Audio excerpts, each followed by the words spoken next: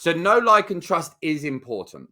But actually, if the pain is great enough, they don't even need to like you. They just need to trust you.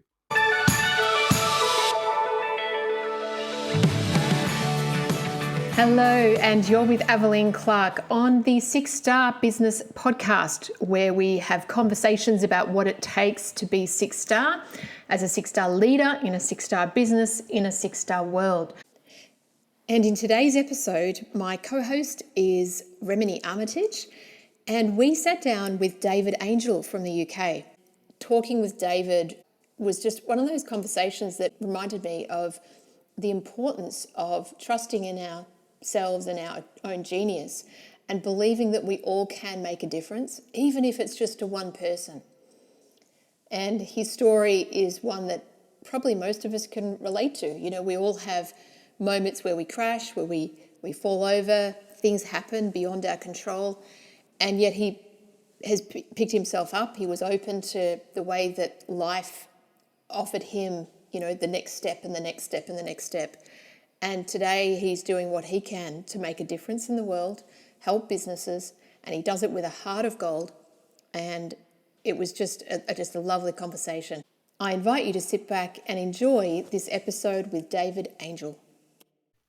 Hello, and thank you so much for joining me. It's so lovely to have you here on the 6-Star Business Podcast.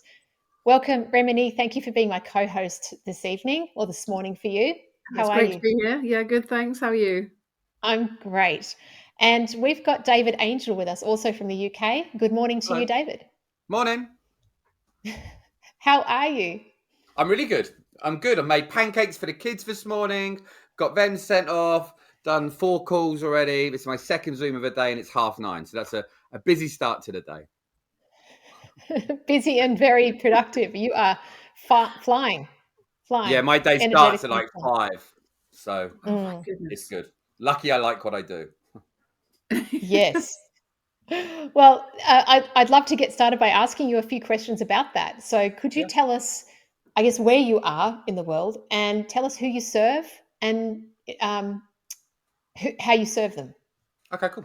So, well, first off, thank you for having me. It's lovely to join you guys today. So yeah, my name's David Angel. I'm known as the Sales Angel. We can see it if we got it on video in the background. And I'm a sales and business coach / strategist. I've got a really good knack of a good BS detector and 20 years worth of experience in high-end sales. And I've built up a huge amount of sales teams over the years, which enabled me to bring all the different areas together. And now I focused primarily on 2 areas. I help consultants, coaches, and experts because they already know what they're doing, but they don't know how to narrate that into an effective business model that makes money.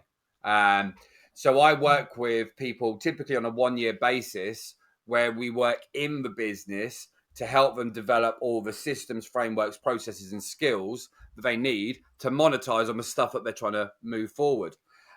Which I love, but I also get brought in because I hereditary come from a high-end sales background. I get contacted by people to go and work with their sales teams, and that's another side of what we do. So we've got a fully interactive coaching sales training platform, which businesses have bolted into their business, where they get the pleasure of all of this for all their sales teams to train on a daily basis to get more effective. And that's one of the main things I really like is having the split between the two, because sales is sales. When you understand the way the current works, it's more about what you're selling than whether that's for a high ticket company or for a coach, consultant, and expert. And I'm truly addicted to it. Wow, that's awesome. We'll get more into that. Question: what do you like doing when you're not busy serving people? So I'm literally going off to buy some windsurfing stuff today. So I live on the south coast of England on a little island called the Isle of Wight. So I'm very fortunate to be surrounded by water. I'm literally looking at the river as we speak.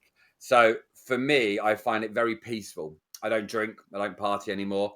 And I really love where I live. So I'm very much immersed in the local community. And there's nothing better than being able to go out and really enjoy being on the ocean, being by the beach, and we're really spoilt for choice. So I spend a huge amount of time either coaching because I genuinely love it. We've got the podcast, which I spend a lot of time with, or I'm trying to make sure I'm getting out, which I'm hoping to get out over tomorrow or Saturday, and just enjoy the water. So it's a nice, relaxing way to downtime after the madness that is coaching.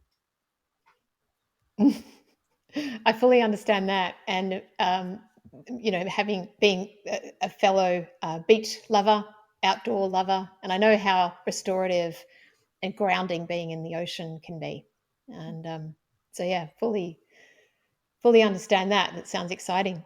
Of course, you're going into your summer now, aren't you? Yeah, so we're just coming Yeah. into that point. So it's nice now. It's been about a month. I was going to go windsurfing earlier in the month, and I've just been so busy. I haven't got round to it. So it's now's the time. I'm quite lucky. A friend of mine lives opposite. He's got a business, a boatyard opposite. So now it's the time when all the boats are coming out. So this is the time when everything starts getting more traction. And for me, I love being by the water, but it means I don't have any tech with me, and I live on like I think my average time's about 11 hours a day that I'm on my phone, whether that's sending 50-60 voice notes a day or doing calls or Zooms. So anytime I'm doing something, I want to be able to give it my full attention and have no tech. So being in the water is just dangerous to take your phone, so we've got to make the most when we can. I totally get that too. Being in the ocean, yeah, there's no phone. It's fantastic. You completely deplug. Yes. I'm feeling very jealous at the moment. I'm in the middle of the UK, so don't get to it's about an hour and a half, 2 hours to a beach. So it doesn't happen very often, which is very Yeah, I sad. feel I have very much a very high level of gratitude. I mean, it's designed by choice. I decided to move back over here because I wanted to have that, and I think where I live, we get some amazing sunsets overlooking the beach, and I'm like, people pay to go on holiday for this, and I know my friends that literally have a house that faces the other way, and they're in a beautiful house. I'm like, if you just went out the house and turned around, you've got a sunset that everyone pays on holiday to go and see. And people I think we miss a lot of this, right? So I'm very, very fortunate. That's great. It's great that you've got that awareness and gratitude for what you've got in front of you. Lovely. So tell us, David, it'd be great to know a bit about your journey. You said you've been doing this a long time, and you're obviously super energized by what you do. So I'd love to hear a bit about the journey that you've been on that's brought you to where you are today. Excuse me. Yeah, so in the shortest version of it, I never really got school in the clearest way. It just didn't resonate with me. I remember being sat down at school and in an English lesson, they told me to write a letter to the Queen. And it's just a prime example. I just don't think the education system is set up to really talk to some people. And I remember writing this letter going, why? I'm never going to use this in real life. If someone had sat me down and said, right, here's how you write a letter to raise £100,000 that you could turn into £500,000, I would have been more aligned, right? So I went through school without really trying, without really being committed. And by the end of it, they were said, maybe just don't come in. And they put us into job opportunities. And so by the time I was 14, I was on like a junior YTS scheme, which is sort of a work and train job role, which I got paid £50 a week for about 50 hours. And that was in catering. So I got into being a chef, and it was the first time I'd ever really found focus and enjoyment in doing something. And I thrived. I was running restaurants by the time I was 18, worked in some amazing places, but I got to that early 20 bracket and I was burnt out. Problem being, all my experience was in catering, which I now didn't want to do, and I had zero qualifications. And so it come to the fact, and this was before everyone was a social media guru, of what are you going to do? And someone said, oh, you should go into sales. I went, why? I went, well, they give you commissions. I went, what do you mean? And I was so blinkered to it. And they were like, well, if you go and sell, they'll give you money. And I went, well, how much? I went, depends how much you sell. I'm like, okay, I'm starting to get this. It sounds all right. So I went in there thinking it's going to be easy because everyone told me, oh, you're hyperactive. You'll love it. I sucked. I literally was the worst person. We went into the training room and they said to me, oh, this guy's going to be amazing. He's got such energy. So I've gone out into the field doing door-to-door sales thinking, I'm going to just kick ass here. And I literally complete miss for days. And I got to the stage that I just thought, what have I got myself into? And I asked the top guy to help me. He said no. I asked the second guy to help me. And he said, you've asked the top guy. And he said, no, I'm definitely not helping you. And I stood around the corner and I listened to the top guy. And he wasn't doing anything amazing, but he got the sale. And what he did was about 20 things slightly differently. And at that point, I went, oh, it's not one big thing. I'm just doing all of these little things a little bit off. And at that point, I went out and I started getting results and I started tuning the engine and tweaking what I did. And it becomes something I was just all right at. And then I become good at it and then become great at it. And I read the books and I listened to the podcasts and I used to write affirmations out every day. And I really aligned my brain for this. And I built up businesses, had a wine bar, had a company, had a sales team. And then I had a complete breakdown. And I ended up losing everything. My breakdown lasted about 3 years. Everything went to pot. I couldn't process the normal stuff. I was used to operating at a high level. And I think with a lot of the trappings when you have success in your early years, there's a lot of partying, a lot of other crazy stuff that goes on. And I ended up at the stage that everything was just broken up. Like getting a vase and smashing it. You can't put it back together in the same way. And I got a phone call from a guy and he said to me, he said, really sorry to hear that you lost your business and everything's gone wrong. Are you still good at that sales thing? I'm like, I think so, yeah. He went, well, can you come and talk to our guys? Because they're terrible. And I'm like, I guess so. And we went in and all the stuff that they couldn't see, I could just see. So the one thing that was still ingrained with me was the stuff I'd repeatedly done for 15 years. So I could go in and because of my BS detector, what they were hearing is excuses. I'm like, that's not real. Because salespeople are good at convincing people of absolute nonsense of why they're lazy. And so then I started working for different companies, training up their team, spotting the mistakes, finding the flaws. I started building out frameworks and systems and processes. But working with large sales organizations, it can be amazing, but it can be a real headache. Because if you've got 20 salespeople, that's like having 20 toddlers that need constant attention and are either doing great or doing terrible. If they're doing great, they're celebrating. If they're not, they're crying. And so then I started talking to people that are in the smaller space. And they're like, well, I'm an expert in this, but how do I sell? So all the frameworks were really transferable, just on a singular basis instead of on a team basis. So I had everything ready to do that, and I just had never thought about it. And I genuinely love it. Like working one-on-one with someone and being immersed in their business and taking someone who's, I've got one client who's a singing coach.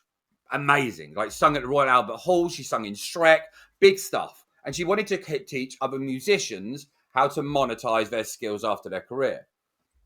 So it's great because then I'm coming in with the sales side and the frameworks and the systems. They already know their industry, they know their product, and we help them elevate them. And that's how we end up where we are now. And I found through the breakdown years ago that I will do more for other people than myself, which it's not a great trait to have, but it's my trait. So if me and you are out, if we're all out at sea and we're the boat's sunk and we've got to tread water, I'm more likely to tread water for longer because you're there than I would if I was on my own. And that's actually a really good trait to have in coaching because you're really addicted. You're really involved in someone's life, in their business. And if you're going to work with someone for a year, you've got to have that. So then when the times are good, it's great and you celebrate with them. And when it's hard, you're there to support them. And you bring your skills and combining it like the Avengers.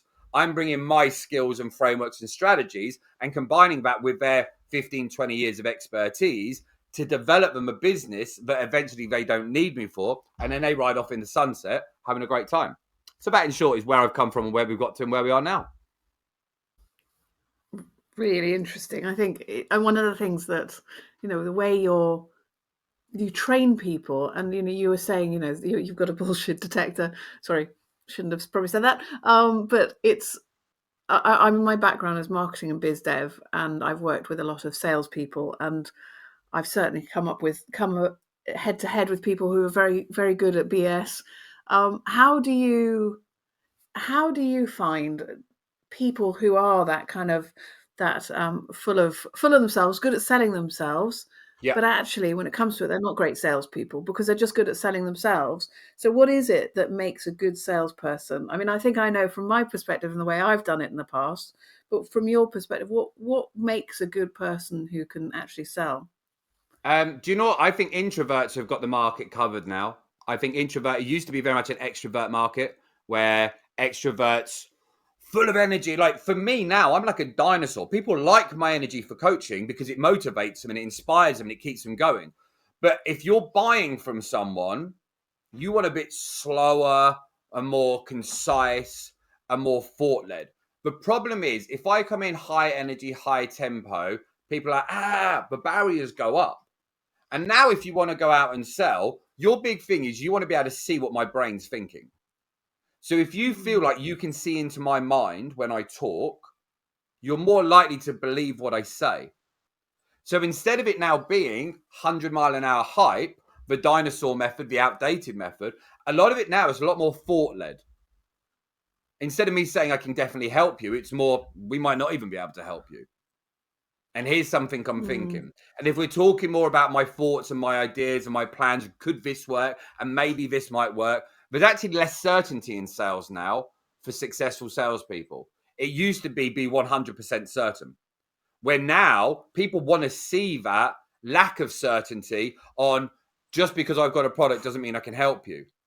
And people want to feel a lot more attention. People want to feel like they know you and they like you. The problem for a lot of people now, they hire based on, I've had someone the other day and they said, oh, we're going to go with someone else. And I was like, cool. Like, I'm happy with that. Like, if you found your help, good for you. Let me ask you, what's made you do it? And they went, I just really like them. And it's a prime example. And I'm like, that's cool. Just to let you know, I'd love to speak to you in a few months and see how you've got on. Because I'm interested on, sometimes we hire based on like, not on need. If I'm going to hire a surgeon, for example, for an operation, I don't care if I like you. I care about your skill because I'll be asleep, right? That's what I care about. And sometimes now, where it's reversed and people favor like over skill, people are getting bitten by that quite a bit. So to be successful in sales now, it's not just what you know and what you can deliver. It's the way people feel when you leave a room. And that's a big part of it. You've got to be, I've got to bring, we've all been in a sauna, right? With that hot lump of coal. We've got to put that into people so that when you leave them, they feel good. And often now with coaching, especially, people aren't even after the results. They're not. They want to have someone on the journey to make them feel better. And that's why we don't take on so many people, because we're really different with the way we do it. I say to people, for example, you can join, if they qualify, they can have a money back guarantee. If we don't do X, you get your money back. For us to offer that, I'm not trying to be your best mate. I'm coming in to fulfill a need and help you build a business with a foundation that's going to last a lifetime. So I think, to go to your question, what makes a good salesperson now is you've got to be very relatable and liked, but I don't think that's necessarily what delivers the best results for people. And I think this is why now we've all had that feeling, right? When you're in a sales thing and you're like, stop it. Like they're higher pressure in and it's this. And they're just using a lot of outdated methods. And there's a lot of people out there now that are doing the grandma's cooking recipe in sales. You know, like that recipe grandma cooked and she got it from her mother and her mother. That's what a lot of salespeople have done. They inherited from their manager and they got it from their manager. And what they're really doing is from 1965 with a fairly modern twist. And it doesn't work because our buying habits have changed. But what we expect has changed. What we want to think about has changed. The way we want it delivered has changed. And this is why now, when people come into sales, it's far more effective to understand at a clean slate level what my buyers like, what they don't like, and how we can narrate that in the most effective way. And when you can do that over time, you'll be more effective. The caveat being the big difference that old school salespeople have, they have a high level of resilience, which means they'll still do the numbers. And a lot of modern salespeople now, they want to implement automations that take away the pain of failure in sales. So it's got both. If you can come in with the old school method and learn with the old habits of passion, delivery, persistence, commitment, discipline, and then add in the new skills, you'll thrive. A lot of people now are coming in with new skills, but without the persistence, discipline, and all the other stuff. And that's why they give up so soon, because they're trying to be everyone's friend and they're not actually delivering to everyone, but they're having great conversations, and that doesn't pay the bills. Remini's smiling there, laughing. I'm finding this really interesting, David, because Thanks. not being a salesperson myself, no, it's fascinating, because I thought that it was about know, like, and trust. Like is the middle one of those, and you just said it's not always about like. No. Is it more about trust? Depends on the pain, right? Imagine for a moment, I've got 2 kids. Say there's the next door neighbor, I've known them for 6 months, and I need to go to the shop. Would I let them look after my kid? Maybe not. Imagine my other kid has had a seizure and I need to get to the hospital. I'm going to be more likely to, because the pain is far greater than the risk. The problem is now a lot of us live in spoiled lives where the pain isn't that hard. Like if someone goes to hire me as a coach, I say, is it painful enough to do some new stuff? And they're like, what do you mean? If you've got £50,000 sat in the bank, for example, in investments, is it painful enough that you need this to work? Or is it just I really want it to? So know, like, and trust is important. But actually, if the pain is great enough, they don't even need to like you. They just need to trust you. And one of the big things we've got is, have either of you ever on New Year made a decision for a New Year's resolution? Get fit, lose, right? Sadly, we've all done it. Yes. Right. So think about it, I'm 42. So let's say since I was 20, every year I took a New Year's resolution and given up. That means I am ingrained to not believe that I will stay committed. So say Remedy contacts me to be my coach. Whether her product is great and I know, like, and trust is fine, but I think there's a high chance I won't stay committed. So if I know I won't stay committed, why would I spend £10,000 with Remedy? And people don't think of this. So I can know, like, and trust you. I don't like and trust myself. I don't believe in me. I don't believe I'll stay committed. I don't believe I'll do the work. And if you don't believe if you don't think there's a high likelihood of success, why would you go ahead? And this is why people say, oh, I'm going to talk to my partner. I want to think about it. What they're really saying is, I don't know if I normally give up after 6 weeks. And this is a 1-year program. Ooh, sounds like a lot of work. We all want the magic pill. Go on. It's an interesting one when you think about the pain, because, I was just thinking about the pain that's inevitably coming with the recession. And actually, of course, now is the time we need to be doubling down and getting our sales in so that we're protected for the future. Yep. How do you think businesses, given the pain is coming, and probably is here for some? I mean, obviously, David, you and I know that the prices here in the UK have shot up, and our bills are going up, our food bills, everything's going up. It's terrifying. But how do you think people should be getting prepared for the recession, given that they do need to be thinking about sales now, and whether or not it's new business or existing client work, or what would be your advice? It's a really good question. So when we look at investments, anyone who does crypto, property, stocks, whatever it is, we look at what we're going to get, right? How much interest we're going to get paid. If I say I've got an investment, and you say your bank calls you and they say they'll give you an investment, it's going to give you 20% a year, we'd be over the moon, right? Because we know, like, and trust the bank. They've guaranteed it. We know we get 20%. What's the return on investment for investing in you? Imagine now I work with you and we work together and I make you £50,000 more this year. Say you made 100 last year and you make 50,000 next year. So you made 150. We've increased your earning capacity by 50%. For the next 20 years, you'll have made an extra £1 million. Imagine what you need to do in investment to do that. But here's the other thing. you're also more protected against inflation, problems, recession, because you're more able to adapt to the problems that are coming. Everyone talks now about the alpha male, people like the hunter-gatherer and all this stuff. Oh, it's an horrible. If there was an apocalypse tomorrow, everyone would wish they knew how to fire a bow and arrow, protect themselves, and have self-defense. Because the pain's not there for us now. We're safe. We're in an environment we don't need it. With businesses, it's the same. You want to be the warrior in the garden, not the gardener in a battle.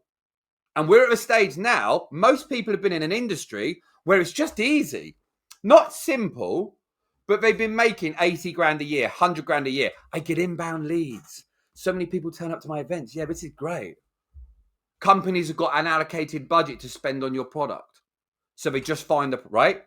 But what about when they turn the taps off? What about when they don't see your product, service, or result as a necessity? What about when the inbound leads don't come in and you've got to go out there and get it? Everyone goes, oh, poor me, the industry's changed. No, their buying habits have changed. They need more reassurance. You've got to go out with your bow and arrow and you've got to go and find the people and activate them. Too many people now in sales and in business aren't selling. They're taking orders. People are seeing their stuff. They're walking past you online and go, oh, that looks nice. I'll find out more. You've got a cool website and then you go, I'll buy it. What you need to be able to do is pick up the phone and say, hey, Remini, I know you deal with ABC and we deal with XYZ. There's a recession coming and in 6 months, you could see an increase of 40% on this. What have you done to make sure you're protected? Now, that is something we class as a provocative question. Shines me as an expert, asks a question, shows me that I know your industry, and it talks about a problem that's coming, and I ask what you're doing. Now, if you've already told me that you've done something, great. If you tell me you haven't, now you're thinking about it. And if it's a big enough pain point, we talk more. That's the way we activate people in a sales process, right? And you do that with any industry. If I contact a big corporate company and their biggest problem right now is client retention, or say it's hiring, right? Say that they spend £100,000 a year on recruitment and it's going up 20% a year on costs. And we phone them up and say, listen, we know you're spending like 200 grand a year on recruitment and it's going up 20% a year. When inflation goes up and this is going to go up and that's going to go up, in 6 months, you know this could be costing you another 80 a year. What have you put in place to get rid of that pain? I haven't thought about it because businesses are focused on the problem they've got now. They're not thinking about that. They're either living the high life on their jet skis, living the dream, or they're in panic mode thinking this is terrible, not knowing it's going to get worse. So when it gets worse later, they're already at breaking point. But what they need to do, like standing up against a 6-foot wall, you need to take a step back, compose yourself, look at the top of the wall, work out how you get up that wall, and then go at it. Just standing against the wall going, it's too high, isn't going to help us. And there's a lot of businesses now that aren't in big enough pain, but they're in a place that they could take action. In a year's time, they might be at a stage, and I said this to someone the other day, in 6 months' time, if your business keeps going downhill, you won't be able to afford us. And that's a real problem. Now, I'm not saying that I fix every business, it's not. But if there's a pain point out there, say, for example, now we've spoke to a guy, let's call him Frank, because if he ever watches this, he'd be annoyed I said his name. But they're used to making $20,000 a month in sales. Over the last year, they're now making $6,000 a month in sales. Their profits are 30%. Their overheads are $2,500 a month. They're making about 700 quid. They're at the stage now, if this keeps going like that, even a bit more, they're not making any money. And he's like, but we're only making 700 a month. I'm like, yes. So you can see that as a problem, or at least we're making 700 a month. And if we don't turn the tap off now and fix the leak, we're going to be in deficit. And most businesses are just staying above, they're staying afloat. That sounds horrible, to stay afloat. Far worse to be underwater. And most people are here saying this is as bad as it can get. But I'm saying, no, you've got to swim now. Because when you're underwater, you're completely screwed. So I think there's a lot going on. people need to invest in their skills. And this isn't me saying me. Go and find what your weakest areas. I'm not the good fit for a lot of people. If you're not generating sales now, if you don't know your leads now, if you don't know how many leads are coming in, what your conversion rate is, or what your competitors are doing, you don't know what to do. Imagine for the moment, Remily gets dropped off in the Amazon jungle, right? She's in the jungle and she phones you up to pick her up. If she's like, oh, I'm in the desert, it's a lovely day. Okay, cool. You bring stuff for the desert to help her. She's in the jungle, we can't help her. Because most people lie to themselves about their location. They lie where they are. They lie to themselves. Oh, everything's going great. No, it's not. Your business is falling apart. You're not making the money you were, or if you are making it, you're burning out because you're so tired, but you're working crazy hours just to stay afloat. But when you're staying afloat, to go from staying afloat to swimming is just a bit more activity, right? To stay afloat, we're just kicking our legs under the water. To swim, we use our arms, our body, and our legs. It's not a lot more activity, but the result is dramatically different. And too many people are staying afloat and not swimming. And we've got to think about what we're doing and where we are to move forward.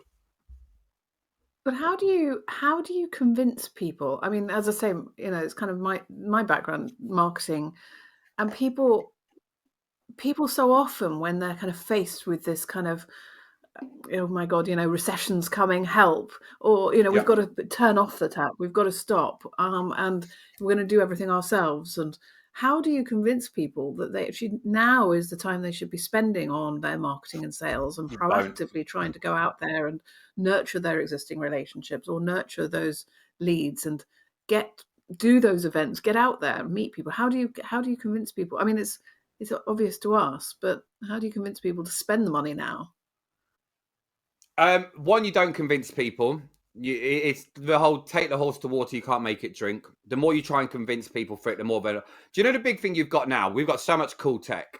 So imagine for the moment I'm talking to you guys now and you're going, and we're talking on Messenger. And you're saying, listen, I really want to do it. I was like, cool, let's hop on a call, have a chat. Oh, I don't want to jump on a call yet. We're going to try it ourselves. What you're really saying is you don't want to get on a call with me because you don't want to be pressured into making a decision. You're not saying you're not interested in what I'm saying. So what we do is we take the pain away. Okay, cool. How about this? If I record a little video and I show you a breakdown of what I've done for Bob down the road and for Sue down the street, and that can show you exactly what your business is doing wrong, would that be enough to help your mind think this is a good idea? Or should we just leave things? Now, a lot of the time people are like, okay, yeah, I'll be interested. Because what we're getting curiosity. All you want is hope or curiosity. If I get you to go, well, what did they do? I'll tell you what I'll do. I'll record a little 3-minute video on my computer on Loom. I'll send it over. It'll give you a walkthrough. You don't have to worry about me pitching you or asking for your commission. All I ask you to do is one thing. At the end of the video, it's going to take 3 minutes to watch. You promise to message me back in the next 5 minutes and either say, that makes sense or that's awful. And if you say that's awful, I'll never bother you again. Is that fair enough? Because that's easy. I've got enough curiosity that you want the video. And then it's a fair comment. If you think it's awful, I won't try and handle your objection. If you think it's good, we'll talk more. And you commit to me giving your word that you'll message either way. Because if you watch and if I said the video that's awful, that's on me. Now all you've got to do is record a clever video that highlights where they are, where they're going to be. Imagine for the moment now all the power goes off. That's panic moment, right? But imagine it 3 weeks later when all the fridges have run out, when no food's been delivered, when there's no petrol stations anymore. And that's a terrible bit of pain. People can't imagine what that pain is like. So what you've got to do in then is send them a video which breaks their emotional state and say, this probably won't happen, but this is Frank and he lost his business. At one point, he had 250 employees. He had a Ferrari. He had the beach in the summer. He was skiing in the winter. And in 2008, he said, the recession isn't coming. He went and ordered a new yacht and he had 5 million quid. This is Frank in 2013 after the recession, because he never saw inflation going to 17%. He never saw this. He never saw that. He had the overhead and it was too late. We don't want you to build, you don't board your house up in the storm. That would be mad. Imagine going out, the hurricane's on your house, and you're going out with a hammer. When do you board up the house? Before the storm. And this is a way we've done it for other people. Now, here's Steve. In 2007, his business was crap. It was terrible, but he was staying afloat. We protected him by doing A, B, C, and X, Y, and Z. Now, that was an expense, and he spent 1,500 quid a month, and he was worried about it. But this is what we delivered. And you go, okay, if you had a path now and you could go on which one of those, which would you choose? The super yacht now and the poverty later, or a little bit of effort now and a successful business for life? That type. Now we've all got images, right? Boarding up in a hurricane, super yacht, and then being homeless. Struggle, but success. And then we've got to think in our mind. We see it like a pathway. And if you can engage people, obviously we've just made this up now, we'd be more effective around our own businesses. But if you can then build that conversation and use things like Loom, WhatsApp. I send so many messages on WhatsApp, DMs. Here's a video, watch this. Here's a video, watch that. Here's you now. This is where you could go in an ideal world. This is where you're probably going to go, not too good. Or with our help, we could take you to here. And this is how we would do it. And they're more susceptible and open to that because they're watching a video without you pitching them. So they're like, okay, well, that makes sense. That makes sense. Okay, good. And then if you organize your questions in the right way, you're going to get a better reception after. Rather than, you need us, you'll die without us, the world is great with us, the world's terrible without us. Saying to them, listen, we might not have been the right company for you. But let's work out the worst case scenario as you see it. And I'll tell you what the best case scenario is as I see it. And then let's see if we're even a good fit. And that's the type of conversation to be really having. Very interesting. Thank you. Yeah, I like that. Great question. Sorry. Yeah, this is the thing I say with a lot of people out there. Yeah, it's good. It's changing the way, but we change the way we talk to people. If we're used to talking over Zoom now, there's less emotional connection. But if we can talk in stories, that goes straight in here. If I say, don't think about a black cat, you've got to think about a black cat to not think about the black cat, right? Negation. So if I say to you, listen, I don't want you to think about your business collapsing and you losing your house. What I want to talk about is options, right? Now that's harsh, but it's true. If we're talking about something which potentially is going to make them lose their house, we want them to think about it without thinking about it. And then it feels like it's their idea. Instead of it being like, everything's great, everything's brilliant. It's not. You just haven't felt the pain yet. This is the tsunami. The tide's pulled out. Do you remember when tsunamis first started happening? Everyone's at the beach going, oh, look, the water's going back. I wonder what's happening. Completely blinkered, but we're about to get covered and die. Wow, look at that. I've never seen this. Maybe there's a reason. There's a tsunami which is happening in business right now, and everyone's staring at the beach, fascinated. Cryptocurrency's dropped off. Do you invest in crypto? No. Why do you care then? This has gone up. Do you care about it? Are you involved in it? No. Why are you bothered about it? Mow your own lawn. Focus on your business. Don't get caught in by Johnny Depp and Amber Heard. Like, don't get caught up in all this stuff that doesn't pay your bills. It's there to distract us. We've got to focus on our businesses and on our lives because, listen, it feeds us. It puts food, clothes on our back, pays for our mortgages, and people start thinking they're indestructible, and it's really, really dangerous. Which, of course, when you think that we're just supposedly coming out of COVID, I mean, I suppose in a way we're going through the next phase of hell of COVID. There's no certainty. We need to make sure that whatever happens, we have some protection. And of course, doing what you do is helps people get that. And we know that you can't plan for the future, but you can at least put some processes in place, some things in place to make sure COVID's a great example, though, right? As you can. COVID's a great example. How many people do you know, you might even be one of them, that said, I could never stay in on a Friday night? We all know people like that. I can be at home every day. There's no way I could work from home until people made us do it. Everyone complied. And no one, imagine going back to 2015 and saying, you're going to stay in your house for a year and a half. apart from a couple of walks. You're not going to see your mum and dad. You're not going to see your family. You're not. All the restaurants are going to shut. Offices are going to be closed. You're going to have to do this. You're going to have. Everyone will be like, there's no way I would let someone tell me that. I reckon 70, 80% of the population would have said no way. Now, if that happened, what else could happen that we can't imagine right now? But it's amazing how people don't seem to learn. I mean, I suppose it's human nature not to accept that these weird things can happen. But of course, because they're still celebrating coming through COVID, like it was we didn't achieve anything. Like you didn't win a gold medal at the Olympics. All you did was wake up every day and not die. I'm sorry to say it, but the whole COVID thing, everyone said, "Oh my God, I can't believe we got through it." You didn't do anything. Like literally, you stayed at home and lived your life.